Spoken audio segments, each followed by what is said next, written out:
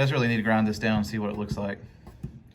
But for right now, it's the whole floor's moving with it, so. Hi, and welcome back. I think I'm seeing daylight outside, so I got out here pretty early. I'm gonna try to shoot a quick video before I go with the wife and kids to dance. The oldest one likes me to go, so I'm gonna try to get this hole knocked out, welded up before we have to leave. I think that's the majority I'm gonna get done today. It's probably, well, I don't want to say done, but get more of it tacked down. It's kind of moving slow.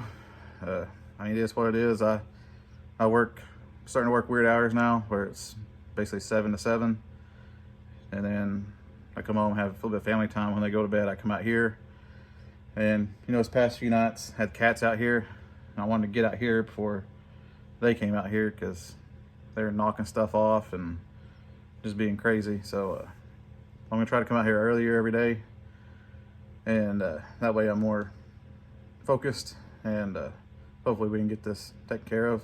But that being said, we got to push that plate up a little bit. I think magnet might pull it up, I'm not sure, but we need to hammer it back some towards the front and go ahead and try to start tacking where we can tack. I may have to put in filler pieces because when I cut the bend, or when I put the bend in, it was too far back, I believe, towards the end. So we'll try to hammer it back towards the front, kind of close up the gaps a little bit too, but I'm not sure if I can get it close enough to make a successful bridge, because some of them are pretty wide. And anyways, we'll look at that when we get over there. But you can see I kind of cleaned a little bit. It's still messy. I still got all this to go through and stuff on the floor over there. And of course stuff over here is looking better, but we just need to have a big garage sale and get rid of a bunch of stuff. I got counter space over here underneath the counter. That's just dead space because it's filled with books that need to go. That way I can put car related stuff in here. Anyways, enough talking about that. Let's head over there and I'm gonna kind of show you what we're gonna try to tackle today. This right here is what we're gonna try to weld the sides. I don't know if this will bring it up. Nope. So I had to pry it up a little bit, maybe hammer this back a little bit. But I'm gonna try to tack this up to here, and as far as I can get up to here. I don't know if I can get through here. And of course, like I said before, the gaps through here are pretty large, so I don't know if I can just keep building on this thicker piece and eventually make it over here. I may try that, but don't have hopes in my welding ability, so probably gonna hammer this first a little bit, and then stick a screwdriver underneath it and pry it up so it's more flush, and start welding up and see how far we get.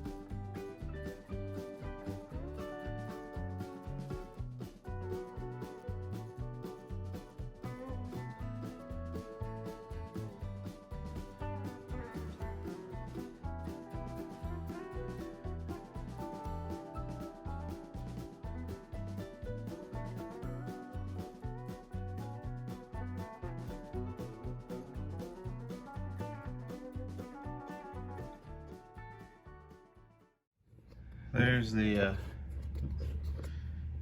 result. It looks pretty bad, but it's not going anywhere.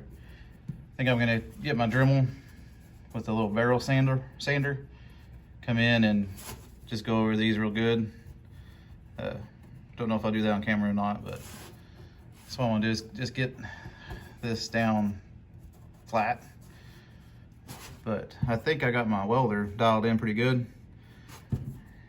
You see, you got this one filled, that one filled, this one over here. But I think I have it where it'd be good enough to do spot welds. I'm pretty sure, because it went down quick and it looked good. I'm not sure what good weld looks like, but I mean, to me it looked good. Need to come in here and do a little bit more welding here. I just really need to grind this down and see what it looks like. But for right now, it's the whole floor's moving with it, so I got some good welds on there. No, it looks pretty bad, but I think once it gets ground down a little bit more, you won't see all those bumps. It won't be as bad looking, hopefully. Well, I think that'll do it for me tonight. You can see it's pretty smoky in here.